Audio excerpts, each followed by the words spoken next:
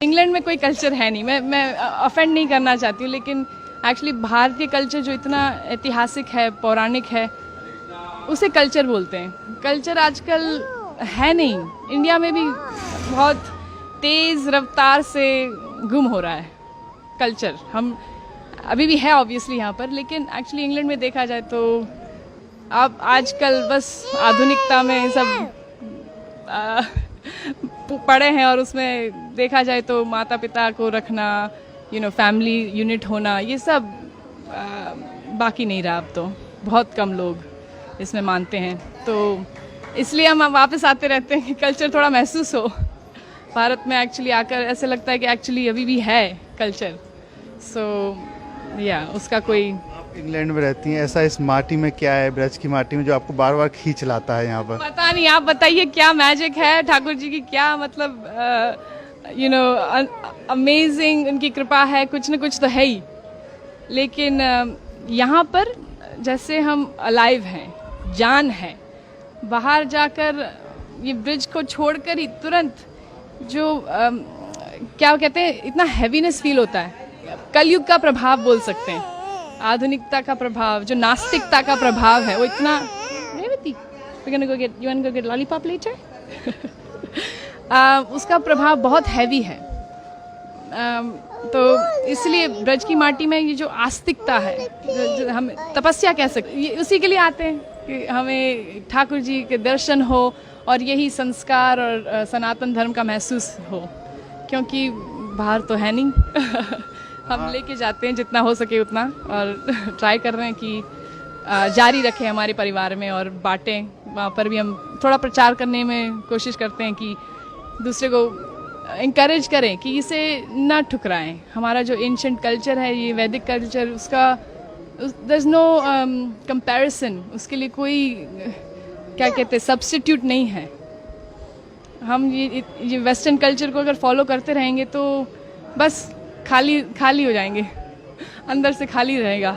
England में dress अलग पहनते होंगे, लेकिन यहाँ आप पूरी तरीके से साड़ी पहनकर, तो कैसा लग रहा है यहाँ पर? बहुत अच्छा लगता है साड़ी पहनकर। ऐसे लगता है कि मतलब अभी कुछ त्योहार है, नहीं तो फिर बस काला ग्रे पहनते हैं वहाँ पर, क्योंकि ठंडी इतनी रहती है तो कोट पहनते पूरा दिन लगभग, तो यहाँ पर मन लगता है। लेकिन वहाँ पर भी हम साड़ी पहनते हैं, और हमारा वैदिक कपड़े पहनते हैं, एक्चुअली साड़ी पहनते रहते हैं, और या स्कर्ट या ऐसे कुछ, जितना हो सके उतना। माथे पे आपने जो चंदन लगा रखा है, वहाँ भी लगाती हैं? ज़्यादातर लगाते रहते हैं, क्योंकि देखा जाए तो देखो, मुसलमान कभी ऐसे सोचता नहीं है कि मैं क्यों बुर्खा पहनूं, मैं क्यों ये टोपी पहनूं। सिर्फ हिंदू लोग मतलब डरते हैं, या मेरे को कई हिंदू खुद बोलते कि आप क्यों लगाती हो, बड़ा शो क्यों करती हो, क्या ज़रूरत है आपको शो करना, अपना आस्था को दिखाने की क्या ज़रूरत है। लेकिन मैं कहती हूँ कि एक्चुअली गर्व से हम दिखाते हैं। अगर कोई पुलिस ऑफिसर हो या कोई आर्मी वाला हो, तो वो गर्व से अपने सारे मेडल्स दिखाता है, क्यों, कि मैं आर्मी वाला हूँ। तो हम भगवान के हैं, ये उनका चिन्ह है, उनका मतलब हमने जो समर्पण किया है उनको, ये एक थोड़ा बस हम क्यों ना दिखाएं, गर्व से दिखाएंगे कि हम ठाकुर जी के हैं। उससे मतलब प्रोटेक्शन मिलता है ऑनेस्टली। मतलब ऐसे सिर्फ दिखावे के लिए नहीं है कि लगाया हुआ है, कि भगवान हमारे साथ है, वो तो है ही हमेशा। लेकिन थोड़ा जैसे हम सिंदूर लगाते हैं अपने पति के लिए, तो भगवान के लिए क्यों ना लगाए, और वो उससे इंटीमेसी लगती है भगवान के साथ, तो उस प्रोटेक्शन भी बहुत महसूस होता है कि नेगेटिवता मतलब जो नेगेटिव है वो एनर्जी थोड़ा दूर रहे। तो क्या करती हैं आप इंग्लैंड में, क्या काम करते हैं? मैं एक्चुअली पार्ट टाइम, मेरे चार बच्चे हैं, आज दो घर पे अभी, और तो पार्ट टाइम मैं संस्कृत पढ़ाती हूँ उन्हीं के स्कूल में। वहाँ पर एक कृष्णा अवंती करके लोकल स्कूल है इंग्लैंड में, और एक्चुअली सरकारी स्कूल है, सरकार पैसे देती है, लेकिन हिंदू फेथ स्कूल है, तो मोस्टली हिंदूज जाते हैं वहाँ पर। और संस्कृत, योगा, सब वेजिटेरियन खाना, 11 एकादशी का खाना होता है वहाँ पर, तो बच्चे लोग वहीं पढ़ते हैं, और मैं वहाँ पर संस्कृत पढ़ाती हूँ उनके प्राइमरी स्कूल में पार्ट टाइम। गीता भागवत भी आप पढ़ती होंगी? बिल्कुल, जितना हो सके उतना। गीता पढ़ते हैं, Bhagavad Gita, you go to Bhagavad Gita classes every day? वहाँ पर जो इन लोग का ग्रुप किया हुआ है बच्चों का, और वो रोज भगवत गीता क्लासेस में जाता है। थोड़ा हिंदी कम समझता है तो मना कर रहा है। कोई आपको भजन या कोई याद है कुछ गा सके? भजन भजन तो आई मीन आज रामनवमी है तो Raghupati Raghav you want to sing with me Rohan? Ramnavami है, श्री राम जी को याद करें।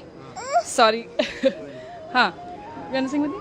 रघुपति राघव राजा राम, पतित पावन सीताराम। बोलो रघुपति राघव राजा राम, पतित पावन सीताराम। जय हो।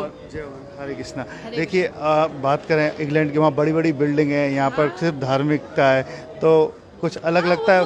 तो बड़ी बड़ी इमारतें हैं विदेश में, लेकिन उसका क्या फ़ायदा अगर दिल छोटा हो, मन में शांति ना हो, अंदर सुख ना हो, हृदय में मतलब प्रेम ना हो।